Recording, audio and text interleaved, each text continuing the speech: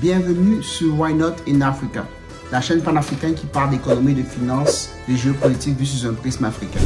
Je m'appelle Gabriel Ebanda, je suis le promoteur de la chaîne et je vous remercie de nous suivre très nombreux sur YouTube, Facebook et X. Aujourd'hui, nous allons parler du Rwanda. Nous allons parler du fait que le Rwanda est pour 2023 le premier exportateur de coltan. Cela pour la 5e fois sur les 10 dernières années.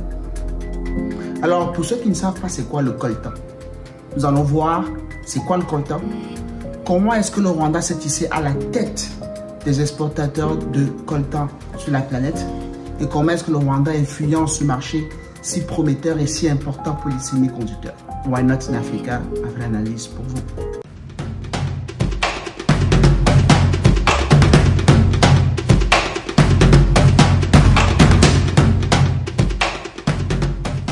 En effet, les chiffres parlent eux-mêmes. Le Rwanda a produit 2070 tonnes de minerais de coltan pour l'année 2023.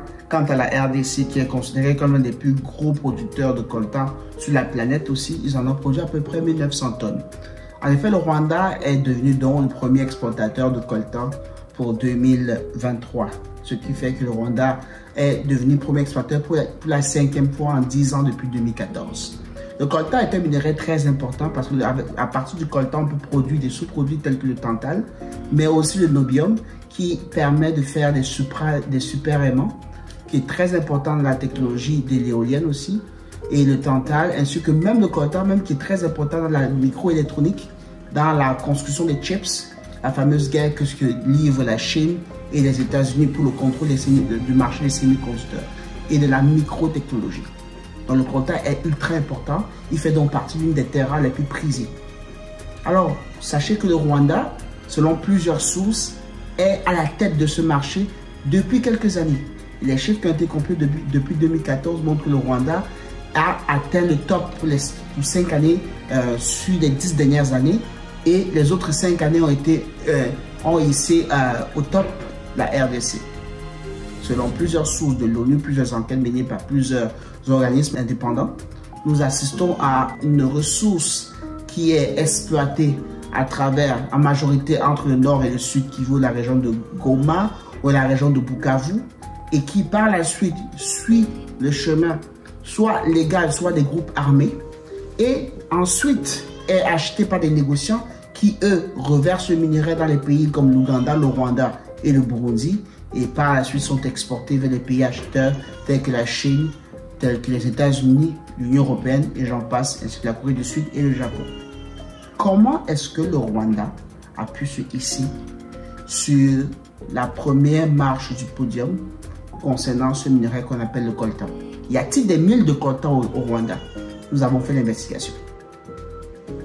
Lors de l'investigation des fameux sites miniers qui produisent du coltan au Rwanda, nous avons fait des découvertes géniales. Alors la première découverte qu'on a trouvée sur le Rwanda Development Board, qui est le site internet qui promeut l'investissement au Rwanda, ainsi que Visit Rwanda aussi, où sur les 78 agréments qui ont été donnés, octroyés par le gouvernement rwandais à des producteurs miniers, nous avons près d'une trentaine d'agréments qui ont lié au coltan. Ça veut dire qu'il y a près de 30 compagnies.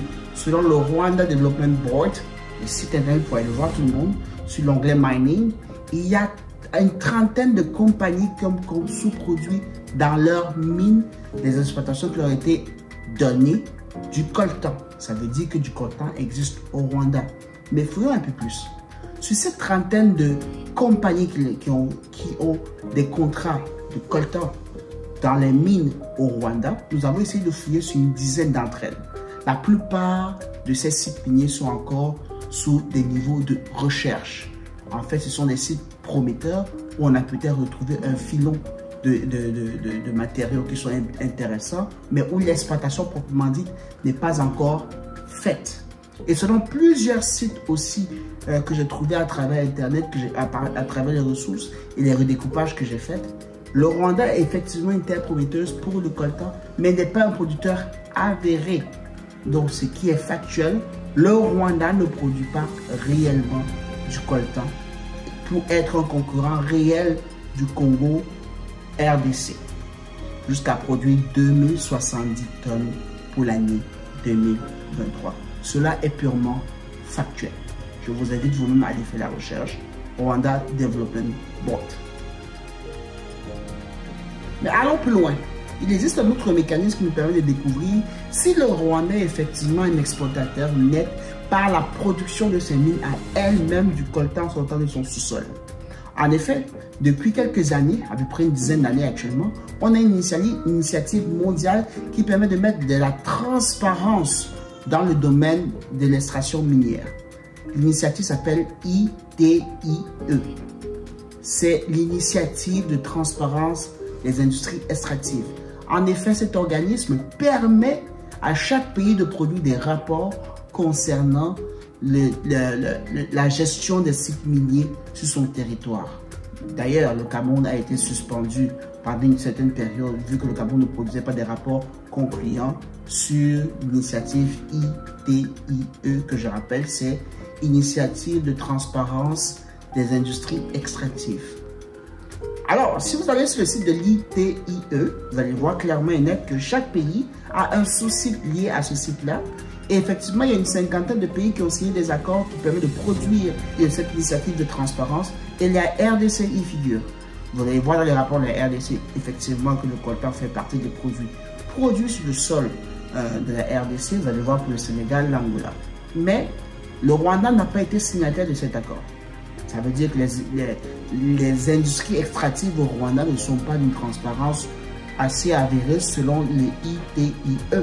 Et ça veut dire qu'on ne peut pas redécouper, on a uniquement l'information qui vient du Rwanda Development Board, qui ne donne pas l'information réelle sur les sites. Et je vous le répète encore, la petite fouille que Why Not in Africa a pu faire, on n'a pas trouvé de valeur de manière concrète des gisements qui, avec une certaine teneur en coltan avéré et qui sont déjà en production, qui justifieraient 2000 tonnes de production et d'export, 2070 tonnes plus précis de production et d'exportation de minerais de coltan du Rwanda à travers le monde. Une fois cela dit, il serait intéressant de savoir qui achète ce minerai.